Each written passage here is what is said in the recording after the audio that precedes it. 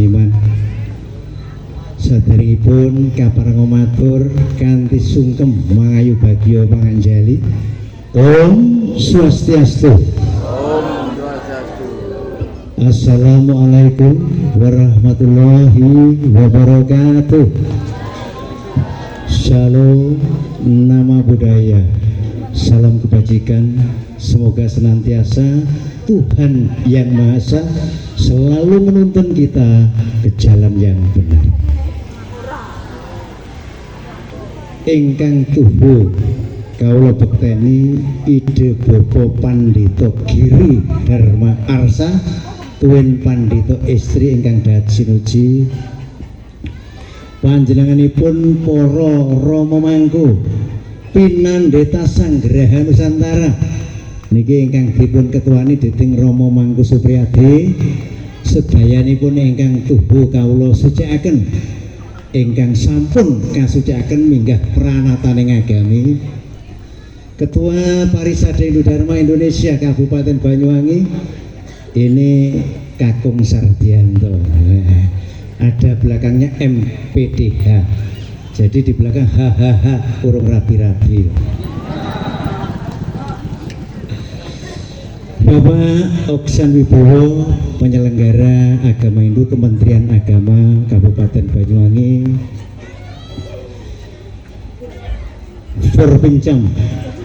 Forpincam Songgon.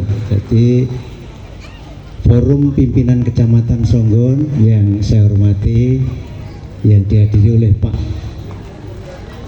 dan Ramil dan Sek dan anak buahnya tadi sudah menjaga keamanan. Bapak Kepala Desa Pak Supriyono ya. Double Pak. Ini bendaharanya Parisade itu Supriyono, jenengan ke Supriyono. Supriyo, suniku apik, priyo niku lanang. Wong lanang sing apik Pak, dadi benjing dadi lurah sing apik, dalane ndang di aspal.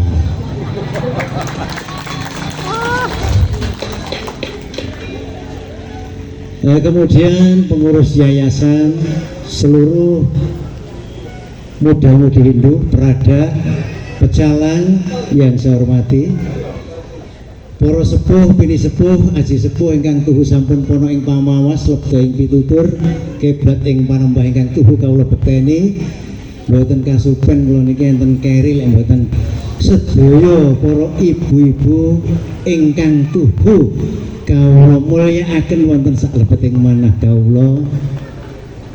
Puji astungkarah, puji syukur, kalau bahasa Arabnya syukur alhamdulillah, bahwa pada hari ini kita diberikan kesempatan, diberikan sehat, diberikan kuat dan semangat sehingga bisa hadir di tempat ini untuk melaksanakan acara upacara meplaspas. Acaranya meplaspas, mendem pedagingan, ngentek linggih dan ngodalin pura Dewata Agung di Sumber apa ini Pak?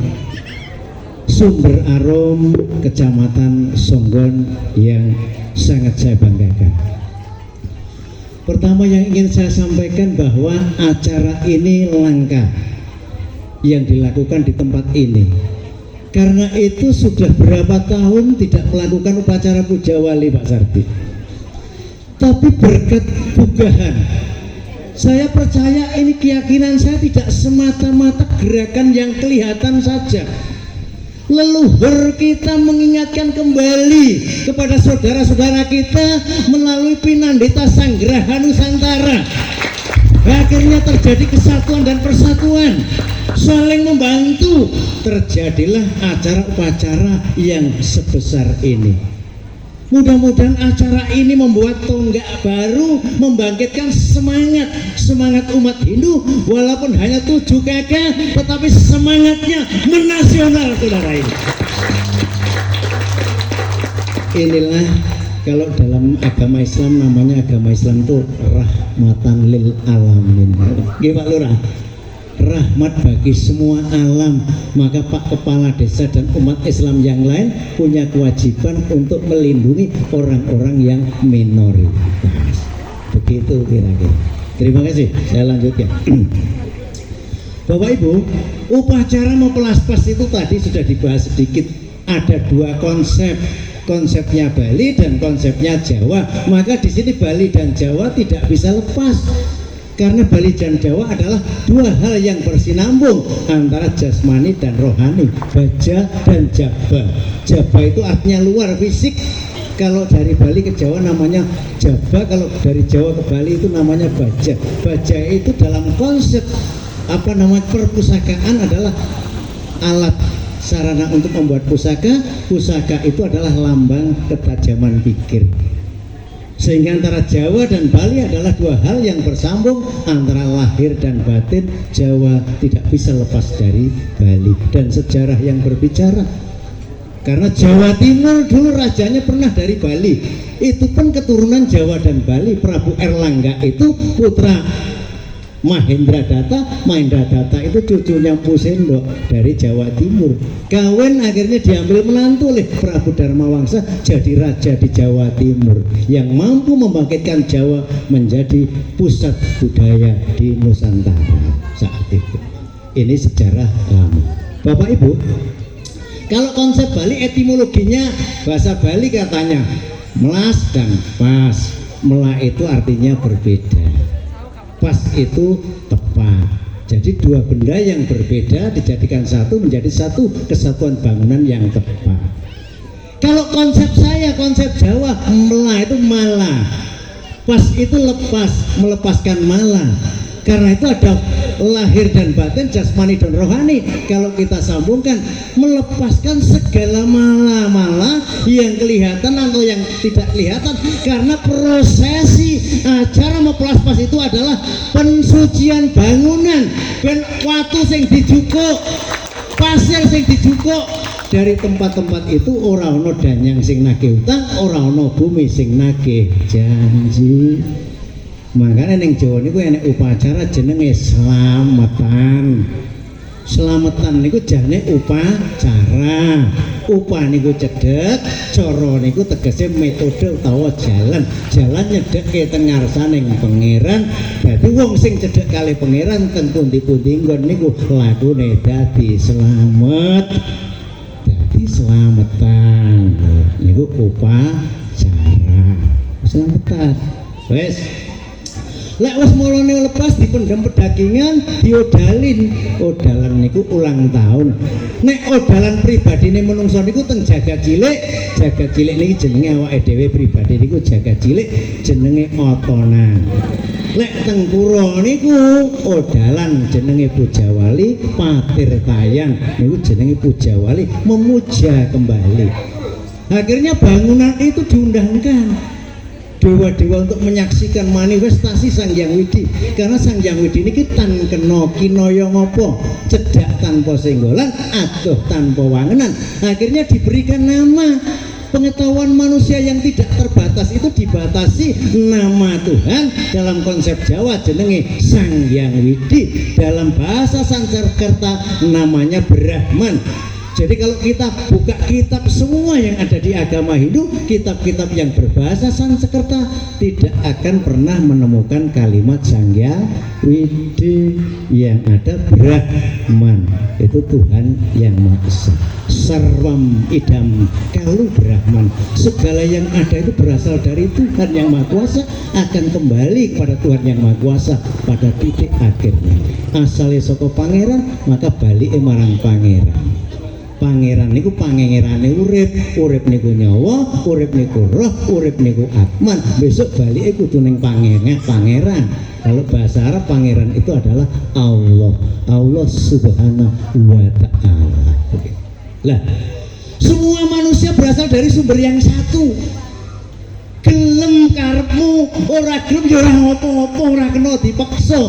Penyebab segala yang ada di semesta ini hanyalah satu, Tuhan yang Maha Esa. Disebut dengan berbagai nama-nama yang berbeda sesuai dengan bahasa penyembahnya. Pak Ketua Parisade, kemarin saya ditanya, Pak Joko, kenapa kitab suci agama Hindu itu turunnya kok di Weda, di India? Iya, kitab suci hadir itu untuk membenahi moralitas. Kalau di tanah Jawa itu moralnya sudah bagus, etikanya sudah bagus saat itu. sebelum zaman globalisasi, Pak. Lek zaman saiki golek wong sing sopan santun itu udah angel. Nggih napa nggih, Pak? Kenapa? Berdasarkan penelitian Thomas Likona ada 10 penyebab kehancuran suatu negara kan. Satu, itu banyaknya anak membentuk kelompok-kelompok sehingga anak-anak sering terjadi tawuran. Ini remaja yang sekarang. Kemudian bahasa yang semrawut. Bagaimana anak-anak kita berbahasa pada guru, berbahasa pada orang tua? Jarang sekali anak-anak kita yang menghormati orang tua di zaman ini. Yang ketiga, rasa cinta terhadap bumi, pertiwi, tanah air sudah berkurang, tanggung jawab berkurang. Anak-anak sekarang lebih percaya sama kelompoknya, sama temennya daripada sama orang tua atau gurunya. Dan ini kasus nyata, kenyataan. Kemudian hidup yang saling mencurigai. 10 itu penelitian yang dilakukan 30 tahun sesuai dengan ciri-ciri zaman Kali Yoga. Nah, saat inilah leluhur kita membangkitkan kita untuk kembali ingat kepada leluhur. Maka saya mengajak saudara-saudara, ayo kita uri-uri budaya leluhur kita, menjunjung harkat dan martabat bangsa dengan nguri-nguri budaya leluhur bangsa. Ini yang harus dilakukan oleh bangsa Nusantara. Yang kedua, saya juga berterima kasih. Inilah Nusantara. Pak Kepala Desa beragama Islam, masyarakat sekitarnya ada yang beragama Islam, ada yang beragama Hindu, ada yang beragama Kristen. Tatkala umat Hindu melakukan kegiatan ritual agama Hindu, yang membantu tidak hanya umat Hindu, mereka yang Islam membantu, mereka yang Kristen membantu. Inilah konsep kehidupan di Nusantara yang harus ditegak kokohkan terus. Nah, ini yang terpenting, ini penting. Maka hidup ini tidak saling membantai tapi saling membantu, tidak saling memaki tapi saling memberi, tidak saling membenci tapi saling mengasihi. Karena kita tidak cukup kebencian, tidak akan pernah berakhir kalau saya balas dengan kebencian. Ini konsep pemikiran kita. Ada inspirasi besar yang saya dapatkan dari Parisade tatkala saya kok saya tersinggung. Saya belajar dari semesta. Maka sastra Yonitwat hanya kitab suci cara terbaik untuk menghayati Sang Hyang Widi. Tapi kitab suci itu ada 2, Pak. Kitab yang ditulis dan kitab yang tidak ditulis. Sastro tulis, sastro tanpa tulis dalam konsep Hindu. Kitab yang ditulis ada dalam lontar-lontar dan ada dalam pustaka suci Weda. Lontar-lontar itu adalah terjemahan daripada Weda. Kitab yang tidak ditulis alam semesta ini dan manusia, jagat alit dan jagat agung. Karena itu belajar kalau kedua-duanya maka akan bisa menyatukan jasmani dan rohani. Seperti halnya tujuan ini memperoleh kedamaian, harmoni. Jadi upacara ini membangun harmoni. Akhirnya Padmasana dibangun sebagaimana hanya tower, Pak. Signal itu ada di mana-mana signal. Tapi untuk menyatukan signal-signal tadi maka membangunlah tower agar berkomunikasi dengan HP lebih mudah. Maka orang yang dekat dengan tower, orang itu berkomunikasinya lebih jelas. Umat Hindu juga begitu. Maka signal-signal energi-energi positif dari ketuhanan dikumpulkan, dijadikan satu, dinamakan Padmasana. Padma itu teratai, sana itu ada asana, duduk. Adalah tempat duduk, distanakanlah Sang Hyang Widi. Dengan apa? Dengan melakukan upacara untuk menjaga kesucian. Meningkatkan kesucian itu terjadi manakala orang yang menyembah itu semua hatinya suci, hatinya bersih. Nah, tugasnya umat Hindu apa toh? Sederhana saja, sucikan hati dan pikiranmu. Jadi seperti ada energi negatif itu 4 katanya Pak Sardi tadi. Maka jaga kata-katamu dengan apa? Pikiran dulu. Jagalah pikiran, maka kau bisa menjaga hatimu, kata-katamu, tindakanmu. Maka yang pertama itu adalah menjaga hati. Ini namanya Padma Herdaya. Kalau itu Padmasana, maka setiap orang itu punya tempat suci masing-masing, tidak hanya di musola yang dibangun secara fisik, tapi musola yang dibangun oleh Tuhan. Itu namanya sastro tanpa tulis. Saya bisa berbohong pada Pak Kepala Desa, bahkan mana istri saya bisa berbohong pada Bu Kadek istri saya, tapi tidak ada satu manusia pun yang bisa berbohong pada hatinya. Tatkala orang bisa membersihkan hati, maka tidak akan jadi orang munafik. Saya ingat ketika ketemu Gus Dur, saya tahun 90 Pak, sudah dididik menjadi duta Dharma Nasional, hanya 14 orang saat itu. Apa yang saya katakan waktu Gus Dur sembahyang atau doa-doa di Pura Candidasa? Saya tanya, Gus, kalau Gus Dur berdoa di tempat ini apa tidak musyrik? Bukan sembahyang, berdoa. Loh, Tuhan itu kan ada di mana-mana.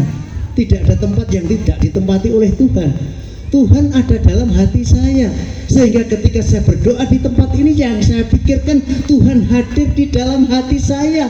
Dimanapun saya sembahyang, sekalipun di musola, kalau hati saya tidak di situ, sesungguhnya itulah yang musyrik katanya.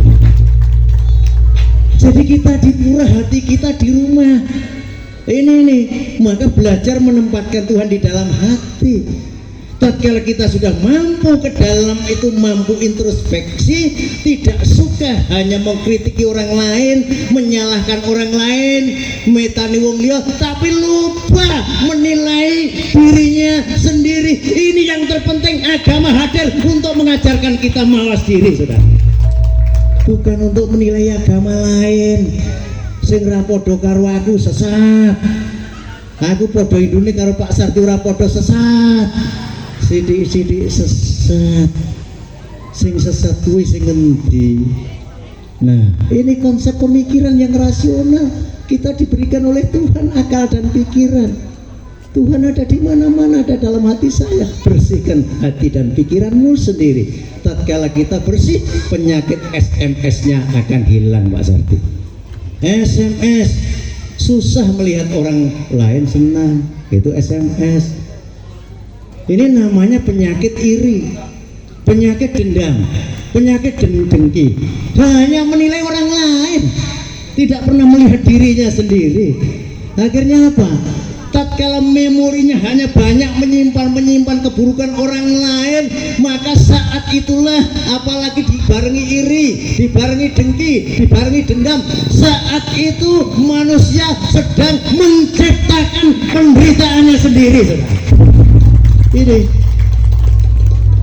jadi awake dhewe nek sik duwe geding, apa-apa enak wong geding. Sudah dibebani hati dan pikiran kita.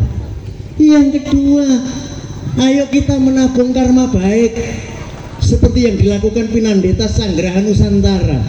Dia tidak berpikir pesimis.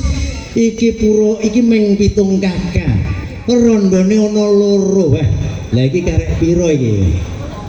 Tapi dengan semangat dan niat yang baik, dengan ketulusan, dengan hati yang ikhlas, bekerja dengan sedikit cerdas, akhirnya bekerja keras, hasilnya puas. Tuhan tidak pernah tidur, saudara-saudara. Gak tahu turu Gusti gue. Wes. Kemudian Bapak Ibu hadirin yang saya hormati, aku lek cerita udalan neng dia itu tukang udalan. Wes bolak-balik tak baleni modal. Wong dalang iki modal piwulang. Mangane gawe blangkon biasa dalang. Mendole ning mburi. Wah. Ning ngarep rata aku si wong Yogyakarta kon ngono. Ngoten iki wong Gunung Kidul. Dadi ning ngarep ki sopan santunnya tinggi.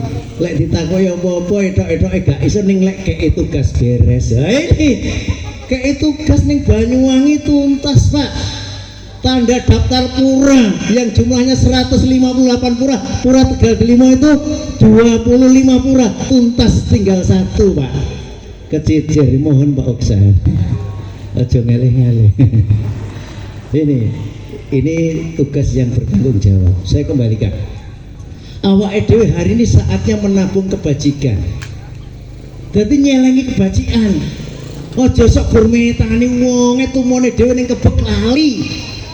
Akhirnya tanggane tumone resik, tumone dhewe kebek lali, ora tau diobat tumo.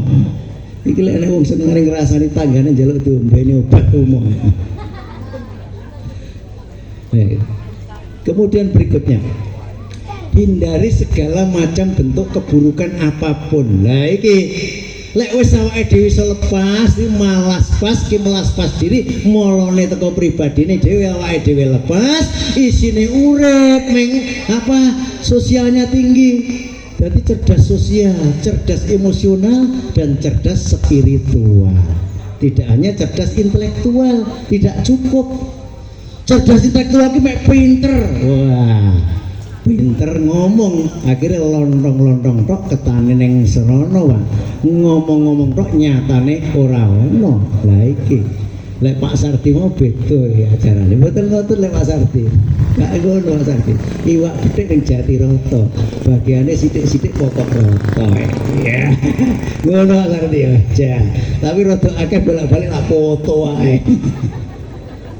Lho nyambut lho Pak. Nyambut ki nyilih. Lah nyilih suwi-suwi ora ndang dibalekne lho jenenge ngerayah. Kuwi beda nyambut. Lek aku kan Dharma Wacana, wedar Sabtu oleh suwi. Kuwi bedane. Lah lek sithik-sithik aku isi nampani amplop kok sithik. Lah iki harus repot aku. Lah Bapak Ibu hadirin yang saya hormati, tadi ternyata kesatuan dan persatuan membuat kita bisa. Dengan kebersamaan membuat kita bisa. Maka ayo kita saling merangkul, tidak perlu saling memukul. Ayo kita saling mengasihi, jangan saling membenci. Tatkala itu terjadi dalam diri kita, kita bisa hidup rukun Pak. Kenapa? Melu rumangsa handar beni, hangrung kepi, mulat sariro, hangrasa wani. Melu rumangsa handar beni ikut memiliki. Pak Lurah ini umat saya, umat Hindu ada 7, tapi kui rakyatku, berarti kui yo anakku podo. Wong Kristen nenek 20 kakak, kui yo anakku. Lakukan itu dengan sama haknya Pak Lurah. Niscaya anugerah datang kepadamu Pak Lurah. Lah iki. Tapi ojo lali. Pak Joko ketua BPD kemarin sudah membuat rencana anggaran yang mestinya Desember kemarin Pak. Tapi opo to sing ra kena ditoto pokok niat. Ora kena dihapusi Pak Joko. Kuwi arep digawe dadi Pak. Pak wis iki Dede ku sing sakene ning kene dadi. Wong stempel ki sing cekel wong loro. Ketua BPD karo kepala desa lek ra iso kebanget. Ngono Pak Lurah. Iki kebetulan saya ketua BPD 2 periode. Nah, kemudian Pak Kepala Desa sekarang kan 2 periode Pak. Sudah berapa periode Pak Jenengan? 2. Ini berarti sih kurang tahun tambahannya. Kemarin pilihan 2025. 24 wah. Sik tuh tambah 32. Wah, tuh. Mudah-mudahan panjang ini bisa berkarma baik Pak Lurah. Jadi apa tuh kita kok mendoakan kita panjang umur, saya tanya. Kenapa? Kemarin itu ada penelitiannya dokter-dokter di Indonesia Pak. Ada orang-orang yang mendekati sakaratul maut apa namanya, mendekati kematian. Dari 100 orang yang diteliti Pak, 100 orang yang diteliti, maka yang menjawab dengan 2 orang ikhlas dan jelas. Yang lainnya masih belum siap dicabut Pak. Dia ketakutan ketika malaikat Israel datang. Lek wong itu wedi lek apa yang Madipati datang untuk nyabut nyawa, belum siap. Padahal yang namanya kematian itu kan pasti, orang kena disemayani. Kita bisa berbuat saat kita hidup. Ketika kita sudah mati tidak bisa berbuat apa-apa. Pak Mudin ngandani awake dhewe sing dikandani sing urip sing mati wis ora krungu. Lek ditakoki man robuka wa manabi wis gak krungu. Mangkane ngomong sing urip ki ayo kita berbuat. Ayo kita melakukan sesuatu yang bermanfaat. Karena jadi kepala desa lebih banyak untuk melakukan hal-hal yang bermanfaat seperti yang disampaikan Pak Sarti tadi. Tatkala hari ini perilaku kita lebih buruk dari yang kemarin, kita ini orang-orang yang bangkrut, tidak hanya rugi Pak. Bangkrut kita. Tatkala hari ini masih sama dengan yang kemarin, kita orang-orang yang rugi waktu, karena umur kita sudah ditentukan. Tetapi bagi mereka yang hari ini lebih baik dari hari yang kemarin adalah orang-orang yang beruntung. Maka hidup itu pilihan. Life is choice. Hidup itu pilihan. Setiap pilihan pasti ada resikonya. Mau memilih yang buruk, mau memilih yang baik, resikonya ada di kita sendiri. Saya juga menghimbau umat Hindu, jangan hanya mencagerkan karmamu pada Maharsi Vyasa. Jadi didik-didik sesuk Maharsi Vyasa sing nuntun awake dhewe mlaku, tidak. Nasibmu itu ada di tanganmu. Maka bentuklah karaktermu semasa masih hidup. Bagaimana caranya menjaga hati? Gak ada orang pinter, orang pangkat, kiai manapun, ustadz manapun, duta dharma manapun yang mampu menipu suara hatinya sendiri. Gak ada yang mampu. Maka jagalah hatimu agar bisa menjaga pikiranmu. Jagalah pikiranmu agar bisa menjaga tindakanmu, baik dari ucapan, dari mata, dan dari indria. Jagalah tindakanmu agar kau bisa mengendalikan kebiasaanmu. Tatkala menjadi kebiasaan yang minta pertimbangan hati, niscaya itu membentuk karaktermu, dan karaktermu adalah nasibmu. Maka membangun akhlak mulia, akhlak, kalau Pak Sarti bilang tadi akhlak itu budi pekerti. Apa tuh sajane karakter itu apa tuh Mbak mahasiswa UNED iki mahasiswa UNED napa Mbak Ayu hah? Watak, tabiat yang membedakan seseorang dengan orang yang lain, maka karakternya orang itu tidak sama, karakternya berbeda. Nah, ini yang terakhir ingin saya sampaikan. Aku nyawang Pak Lurah lungguh wis gak patek penang. Ngono ki jane ya perasaan. Golek suwe-suwe ya repot waleh. Lek gelis-gelis ya aku sing repot. Kok ramen. Nah, wes saya mau menghimbau yang sekarang terakhir kepada para pemangku. Ini Pinandita Sanggrahan Nusantara yang pertama berterima kasih partisipasinya, kerjasamanya untuk membangun keberadaan umat dengan meningkatkan pelayanan. Manawaseva, madawaseva. Melayani Tuhan berarti melayani sesama manusia, melayani sesama manusia berarti melayani Tuhan. Ini yang perlu kita wajahkan, Pak Sarti. Kita melihat saudara-saudara kita perginya sudah jauh. Ada yang sampai ke India, ada yang sudah keliling tirtayatra ke seluruh Indonesia.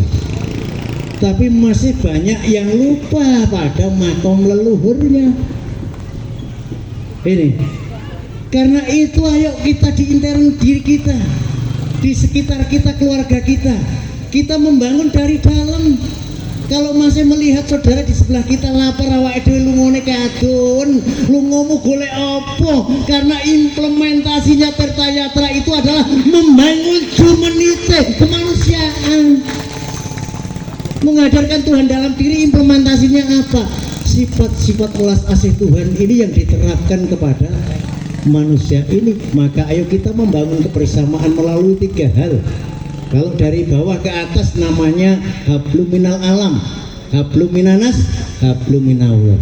Kalau dalam konsep hidup Pak, Itri hita karana palemahan. Ayo tepuk tangannya dulu Mbak. Palemahan, pawongan, parahyangan. Dari mana membangun? Dari diri kita. Kalau kita ingin merubah orang-orang sekitar kita, kita mulai dari dalam diri kita sendiri.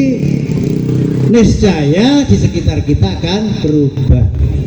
Karena anak-anak sekarang tidak bisa. Ada sahabatnya Nabi yang menyampaikan kepada kita, sahabatnya Nabi, didiklah anakmu sesuai dengan zamannya, gitu Pak Lurah ya, kira-kira begitu. Saya dapat ilmu dari Pak Haji Agus Sapi'in. Didiklah anak-anakmu sesuai dengan zamannya. Anak-anak sekarang kalau cuma diberitahu tidak akan bisa. Anak-anak sekarang kalau diberi kekerasan juga tidak akan bisa. Tidak sama dengan tempo dulu Pak Sardi, ketika kita sekolah tidak bisa dipupuk kukune karo garisan orang apa-apa. Sekarang tidak bisa. Tetapi bagaimana menguasai hati anak-anak sehingga butuh kasih sayang, butuh contoh. Akhirnya apa yang saya sampaikan, kalau ingin merubah anak-anak kita, merubah di sekitar kita, maka kita mulailah dari diri kita sendiri. Bangun keseimbangan diri jasmani dan rohani kita, bangun kedamaian diri kita. Tatkala kita sudah damai, sekitar kita akan ikut memperoleh kedamaian. Ini itu yang dapat saya sampaikan. Mohon maaf jika ada tutur kata yang kurang berkenan. Akhir kata, wallahu mu'afiq illa aqwamit thoriq. Wassalamualaikum warahmatullahi wabarakatuh.